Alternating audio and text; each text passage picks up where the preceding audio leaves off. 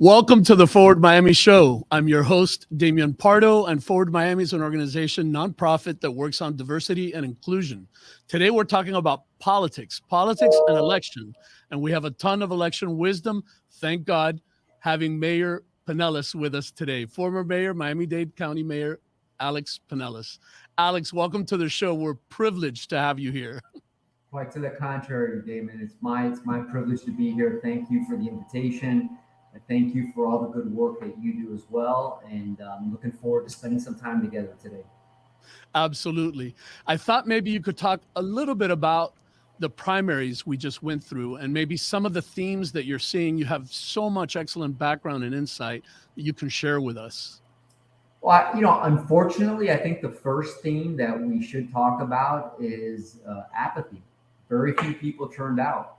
You're talking about in Miami-Dade County with a little over 1.5 million voters are they're registered to vote, and less than 300,000 people turned out.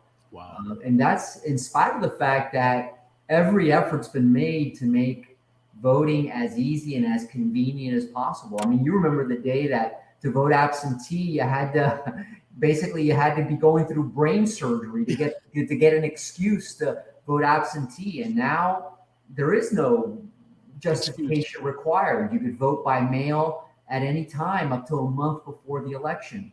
Now we have not a couple of days of early voting. We have 2 weeks of early voting on the weekends, in the evenings, in the mornings, not to mention election day. Yet, like I said, less than 20% of voters turned out for the. Why do you think that is?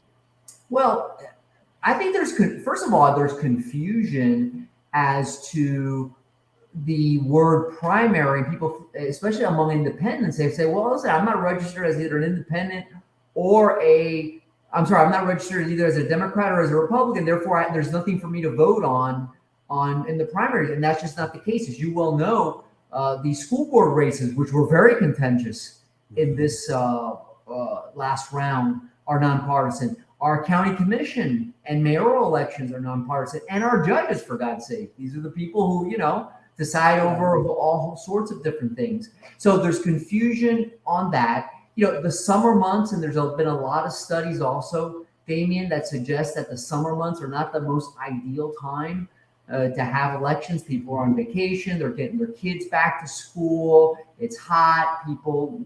They're distracted with a bunch of other things. That's a factor as well. And then I think the other factor is fatigue. There is political fatigue right now, not just in Miami-Dade County. There's fatigue around the country where it seems like we're always involved in an election. But it is unfortunate. Do you also think that's due a little bit to the polarization? I mean, you just said nonpartisan, and I felt a little bit like laughing because even our judicial races have become partisan. We're watching what's happening in the school board. Basically every level. We're watching tremendous partisan tendencies.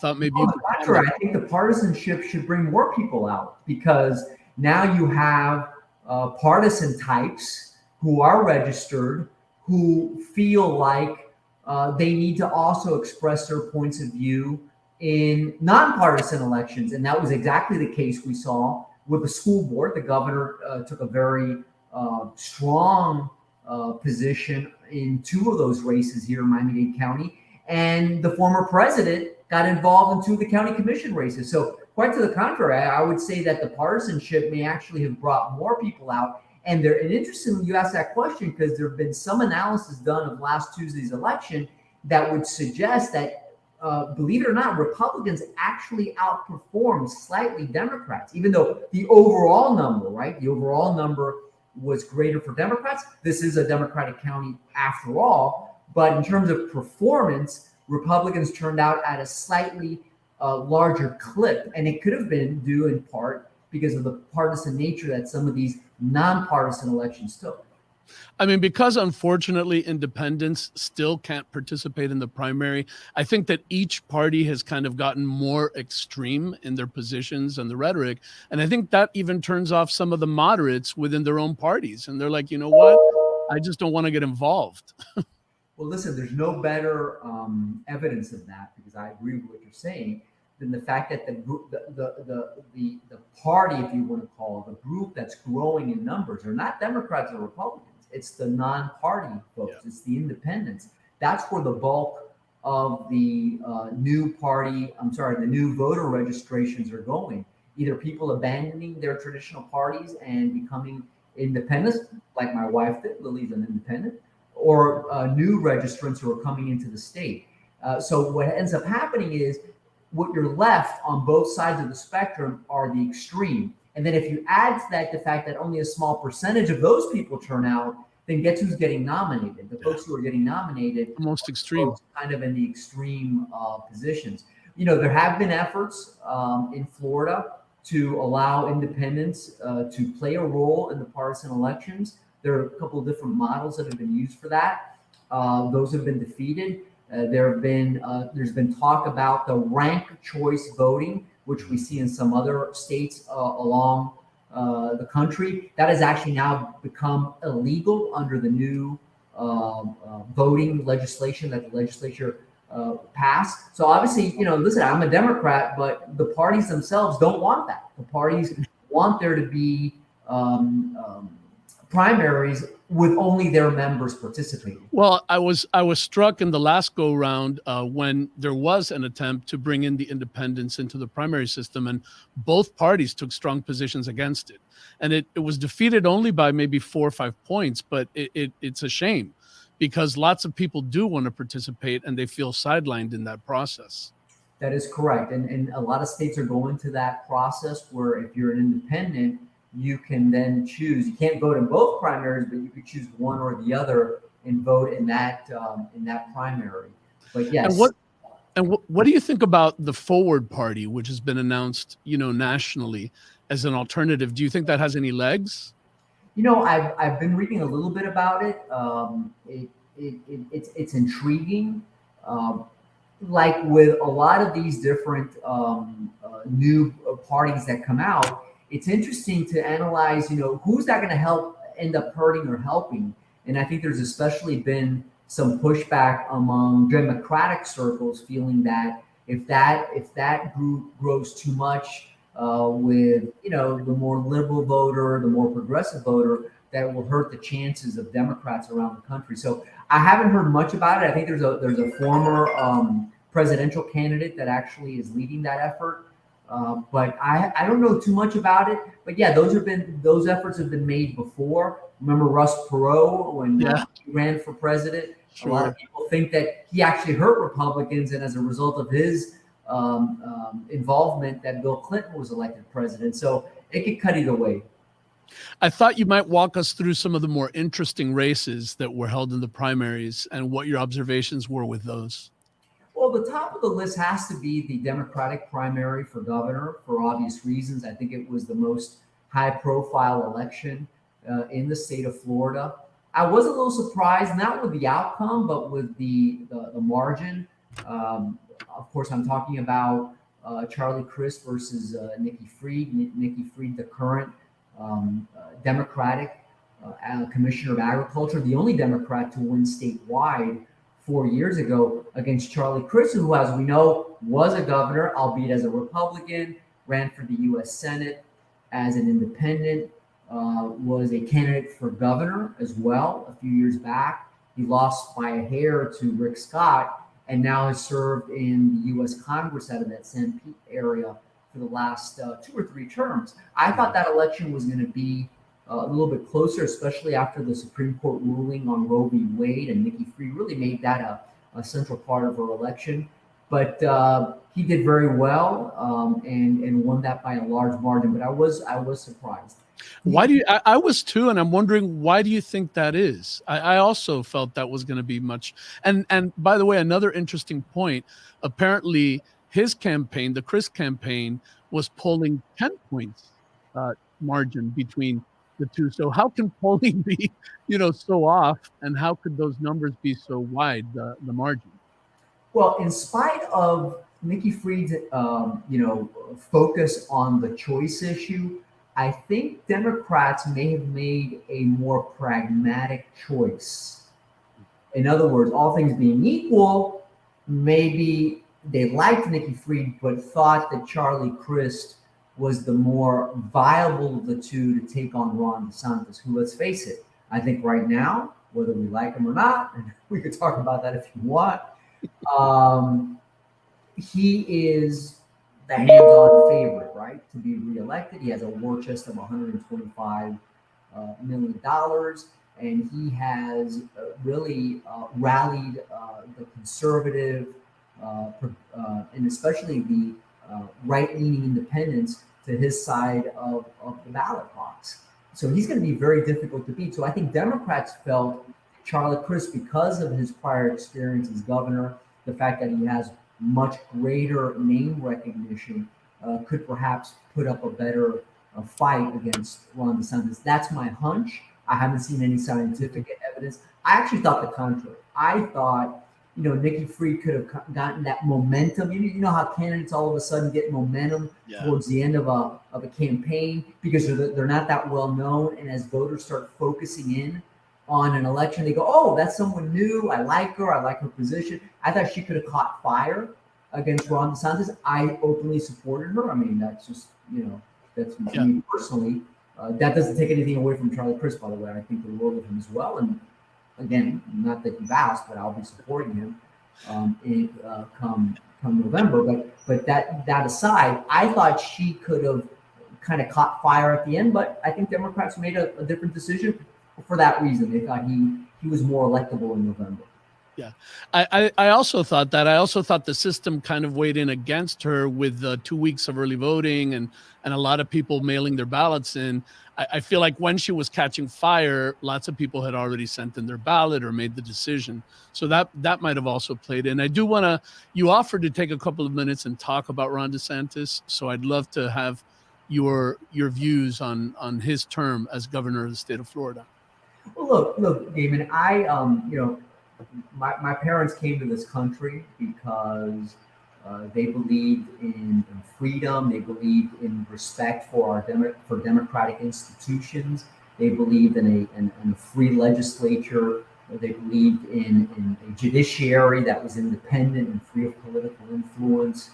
And those are all values I believe in too. The freedom of the press, the freedom to read whatever books you want to read, right? To vote for whoever you want to vote, and if you appear before a judge, that person's going to be fair and independent and impartial. And I think we're heading in the other direction in Florida. I really do. I think we're heading in the direction of not one party rule, which we've had for a while now, Republicans, but of one person rule. And I'm a bit concerned with that. When you take on the media, and the press, because you don't agree with what they're saying.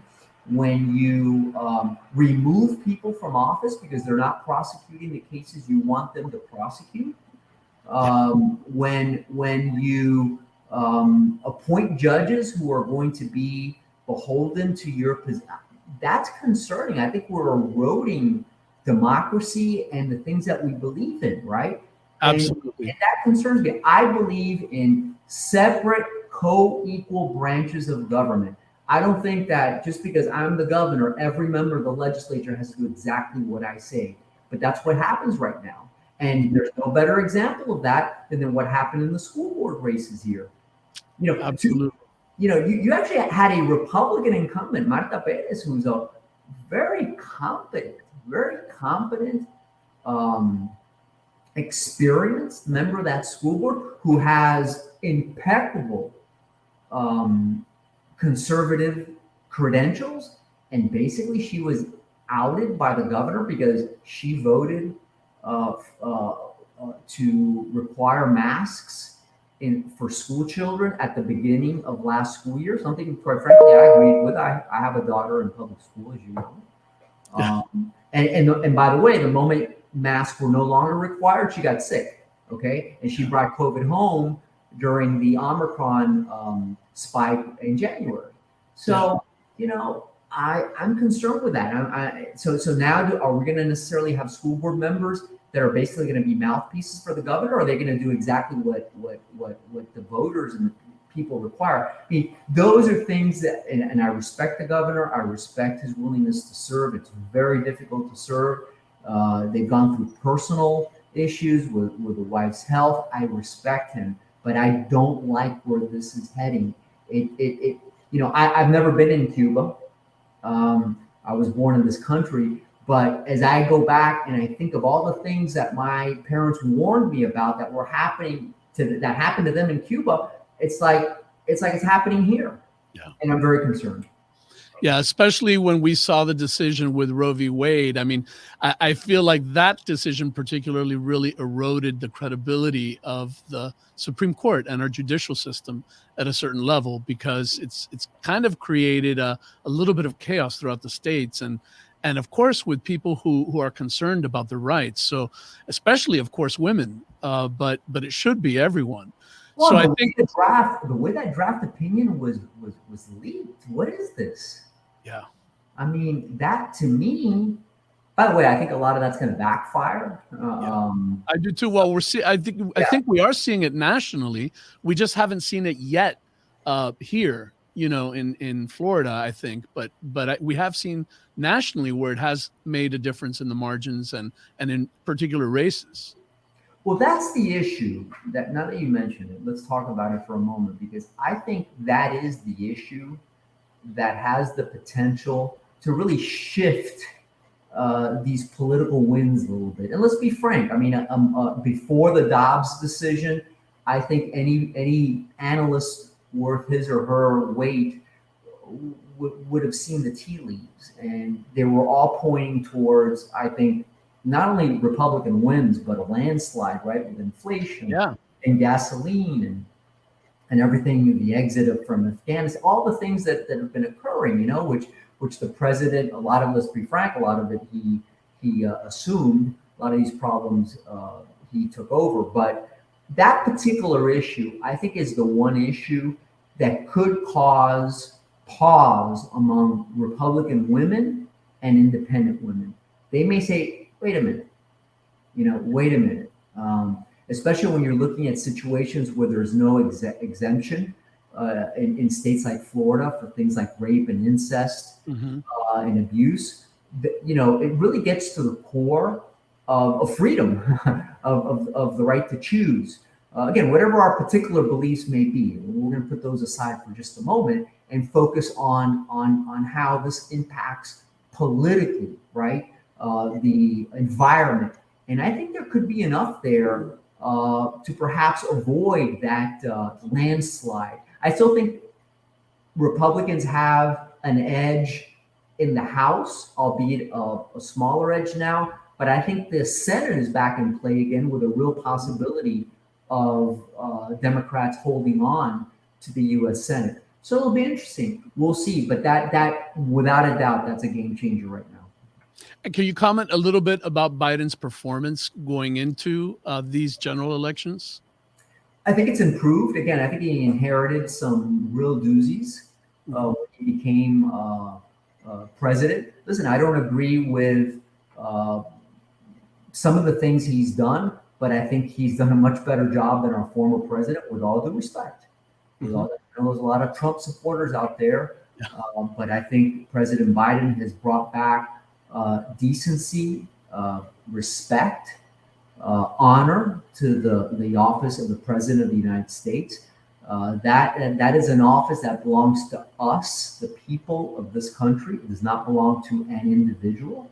Okay, and he's brought that back to the office of president. Does it mean that we agree with every aspect? Lily and I were having that discussion this week over student loans. I mean, I paid off my student loans, her student loans. I paid for, and thank God, because we were in a position to do so. But I can see where there's some people are saying, wait a minute, so yeah, there are some issues. I think other issues, I think he's been unfairly criticized for. A lot of the spike in the cost of gasoline has not been, absolutely. It's not been his fault. Yet we've seen, I don't understand the continued rhetoric on it. At least here in Miami Lakes, where I live, gas has gone down by $1.50 in the last 5 or 6 weeks. Right? It's at the Costco over here in Miami Lakes, we could get regular gas now for $3.29. I remember paying $4.78 back at the beginning of the summer. So there's relief. That doesn't mean inflation's gone. No, Publix costs a lot more. A lot of other things. The rent is through the roof, right? That's a big problem we have here. So I support what the president has done under very, very difficult circumstances. So I want to definitely comment on probably what is the most contended race that we have, which is Maria Elvira Salazar and Annette Tadeo, and wanted to know where you see that race now and how you thought everything played out in the primaries. Well, the primaries, I think, played out pretty much as expected. Annette Tadeo obviously had the more reputable of opponents in Ken Russell, who's a dear friend and has done a good job as a member of the City of Miami Commission. Yet that margin was pretty substantial. Annette won that primary overwhelmingly, as did Maria Elvira Salazar, as expected. Now, you want to talk about, we talk about, in Spanish, we say, esa elección va a ser de coger balcones. We're going to have to stand out in the balcony and watch that one. Yeah. That is going to be, you're talking about, Annette is a fighter. Annette is no bars held. She's going to go out there. She's going to fight. And Maria Elvira Salazar is no slouch either. I mean, she's a very competent, very well versed. She was a journalist for many years, and I expect that to be a battle. Now, what ends up happening there, we alluded to this a little bit earlier, is Maria Elvira going to just focus on this drumbeat among Republicans that we hear? It's kind of like this cookie cutter theme, right? All Democrats are socialist or communist, and China, and are they going to stick to that? Is she going to stick to that, or is she going to be forced to address some of the real problems that we're facing? And I think, again, like we think that the choice issue may have an impact nationally in that district. That's been somewhat of a swing district. That you and I remember the days when Claude Pepper was absolutely from that district, and then in Liana, who's a very moderate Republican. That's how I remember Republicans. Yeah, me too. Those are the Republicans I knew. And I worked very closely with Ileana. I worked very closely with Lincoln and Mario, very closely with all of them. The Republicans of today are different, right? Then Donna Shalala held that seat for a term, and now Maria Elvira. So that district has gone back and forth, and I think that's going to put a real battle there. And again, how many women, especially who are Republican or independent, will be impacted, will their choice be impacted by the Dobbs decision? And I think there will be a number. Is it enough to overcome the inherent structural edge that you give an incumbent going into a re-election? I don't know, but I think that's going to be de balcone, like I said earlier. It's going to be one to watch very, very closely. There's another theme, I think, that affects that district, but it's all Miami-Dade especially, is the whole issue with Cuba and what's happening in Cuba with human rights in Cuba. And, starting with July 11th from the prior year and continuing right now, there have been massive protests where people, I don't need to tell you, but for the audience, have been asking for liberty, regime change, food, a lot of basic things that are needed desperately in Cuba. And I wonder, for a lot of people here, the fact that it's not getting covered and that it's not really paid any attention to, I think drives them to swing more to Republican because they don't feel people understand them or see them to a certain degree. And we saw that group, Cubanos Palante, which is kind of folks from Cubanos con Biden, which wants to have more engagement on the island. I mean, that kind of classic struggle going on. I wonder if you could comment a little bit about that. Well, that's historically, that's been an issue that's kind of been owned by Republicans. It's been a bread and butter issue. I'm not sure they're going to be able to get away with that with Annette, who has a pretty strong record on issues associated with freedom and independence and fighting communism. She's not Cuban, but she's had a lot of those very similar experiences in her background. So it's going to be hard to really peg her as being some far left radical socialist, although they'll try. Again, they'll try. And they've been successful. Let's not kid ourselves. They've been very successful. Apegado, like we say in Spanish, apegado, it's stuck. Yeah. It's stuck, and there hasn't been enough of the pushback, right? But I think, again, when we're starting to see a lot of these undemocratic positions that are being taken by Republicans, the whole issue surrounding January 6th, to Maria Elvira's credit, she's taken some votes that have been applauded by moderates, even by some liberals. She's taken some votes on issues dealing with equality, as you well know, on issues dealing with gun control, which have been kind of out of line, as you would expect from her party. So I think she's got some of that to fall back on. And by the way, so Carlos Jimenez also, and Mario as well. And we have to be fair and mention that. But I don't think she's just going to be able to flat out own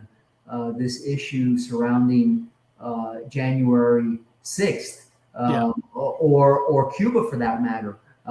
Much like the choice issue, are there Republicans and independents who feel that January 6th, let's call it what it is, was an assault on our democracy, was a attempted coup on the Congress of the United. Let's call it what it is. I mean, because we could sugarcoat all we want. Yeah. That was a coup in before our very eyes.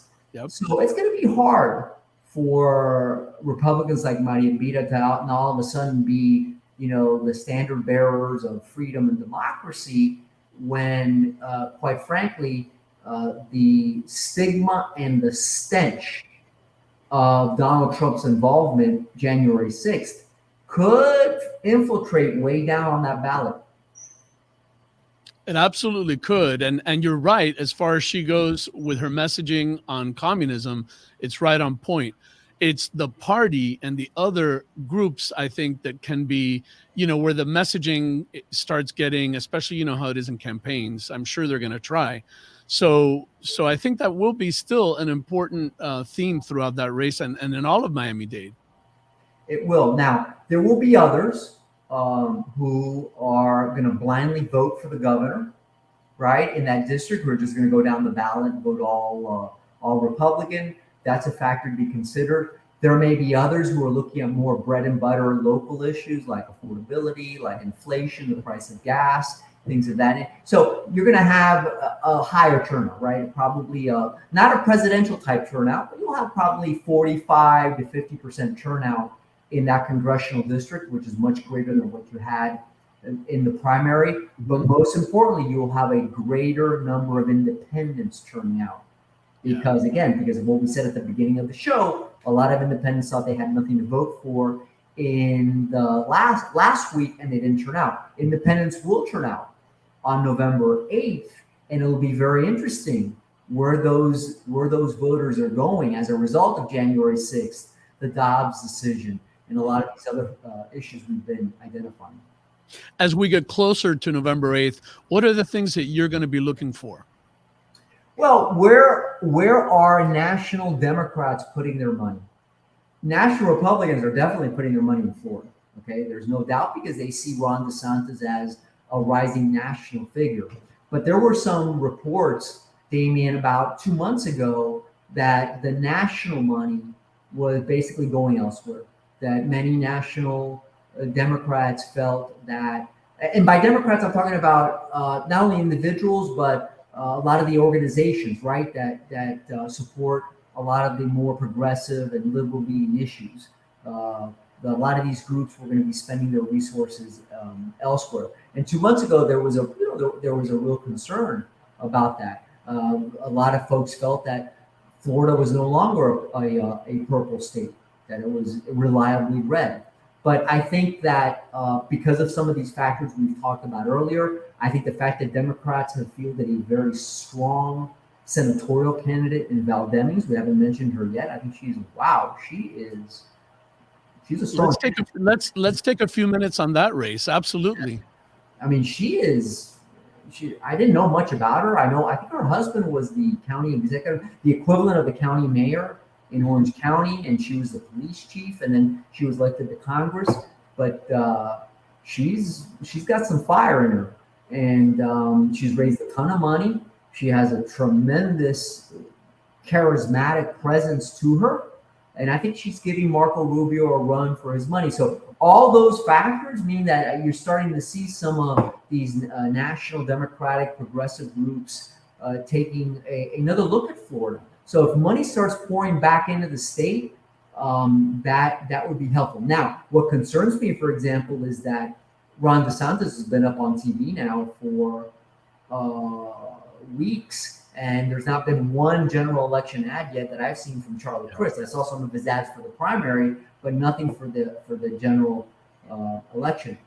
The opposite we could say about the senatorial race. Val Demings has been on TV for a month or more, and we're only starting to see a few things from Marco Rubio. So those are all things that, people who follow this closely, we're kind of looking at, right? Who starts sending the text messages first, who starts hitting our mailboxes first, and that's all an indication of where the money's going.